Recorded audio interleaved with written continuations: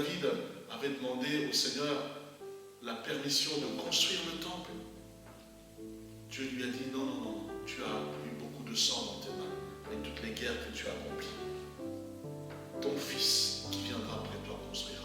Et il a directement reçu une prophétie messianique que son règne n'allait pas avoir de fin. Et ça, c'était pour Jésus-Christ. Et à la fête de Pâques, les Juifs chantaient les 9 psaumes des montées. Psaume 113 jusqu'au 118. On appelle ça les 9 psaumes de montée pour exprimer leur reconnaissance, leur louange et leur requête. Hosanna signifie « Oh, sauve-nous maintenant !» Oh, sauve-nous maintenant. Seigneur, sauve-nous. Hosanna. Nous prions des cieux.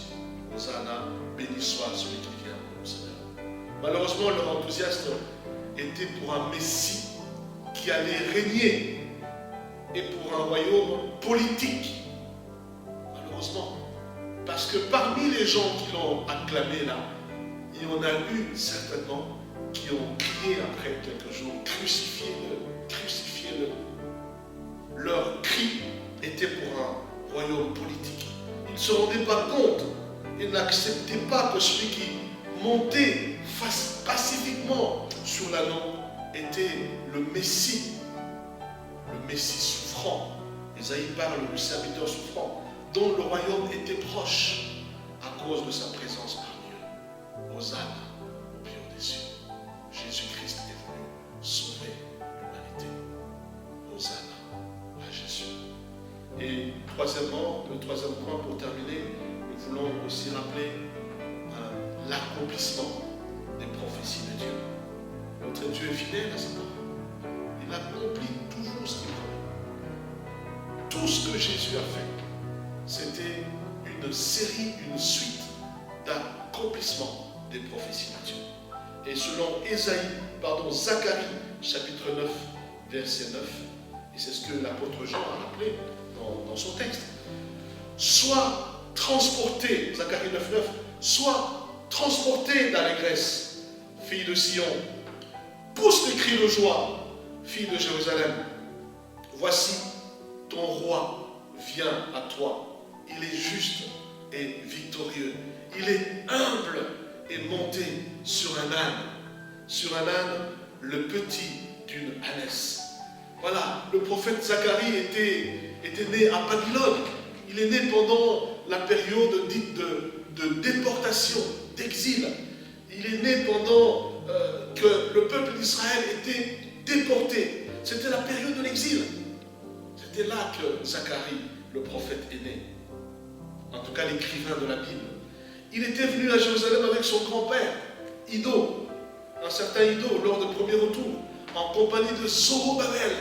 Zorobabel était un descendant des rois.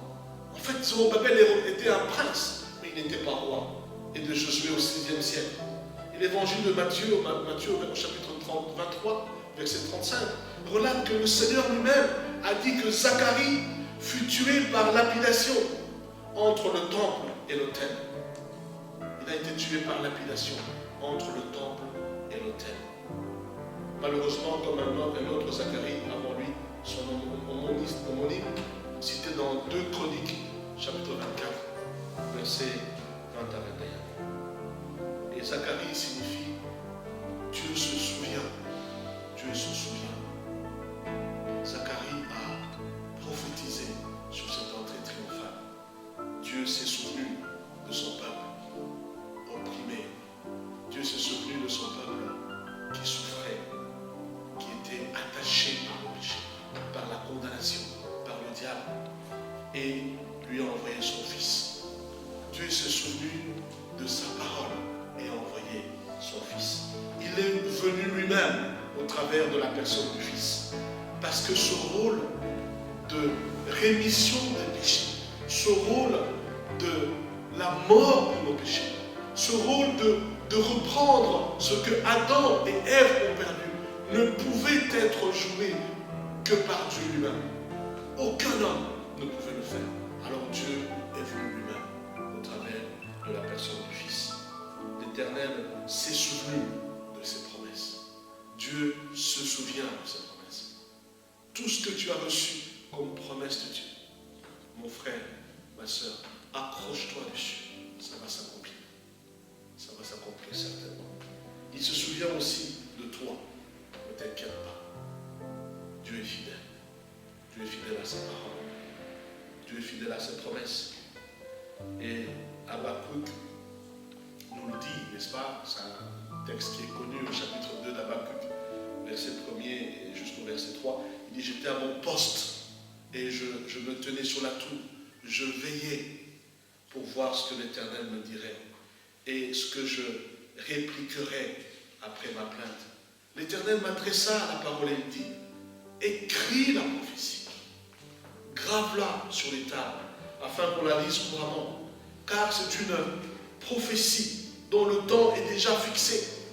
Elle marche vers son terme, et elle ne mentira pas. Si elle tarde, attends-la, car elle s'accomplira, et elle s'accomplira certainement. Voici, son âme s'est enflée, elle n'est pas droite en lui, mais le juste vivra par sa foi. Amen. Le rôle de l'Église, mon frère, ma soeur, c'est de détacher les personnes qui sont encore liées, qui sont liées par quoi que ce soit qui n'est pas du Seigneur. Le rôle de l'Église, c'est d'aller chercher les âmes de Dieu, les enfants de Dieu, les fils et les filles de Dieu, au travers de la parole, au travers de la prière, au travers de la communion fraternelle. C'est ça le rôle de l'Église.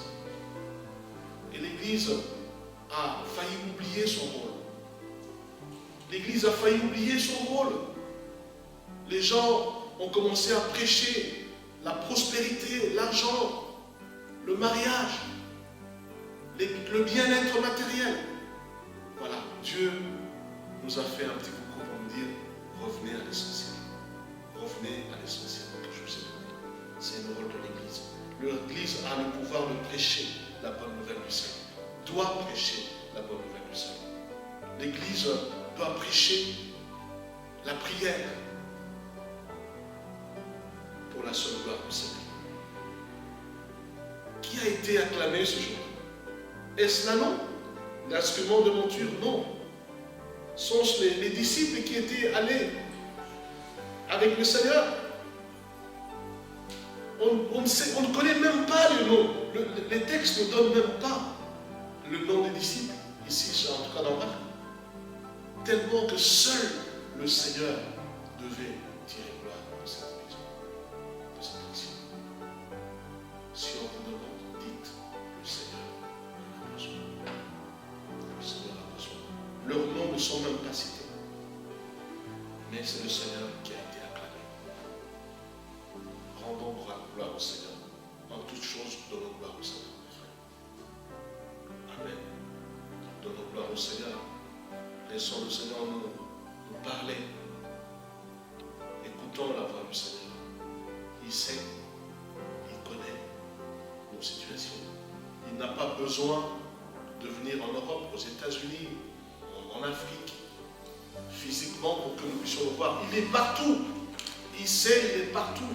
Il est omniprésent. Il sait toutes choses, omniscient. Il connaît même la fin des choses avant leur commencement. C'est ça la préscience de Dieu. Il sait toutes choses. Tu n'as pas besoin d'aller chercher nécessairement un prophète qui te fait tomber, qui doit faire je ne sais quel miracle.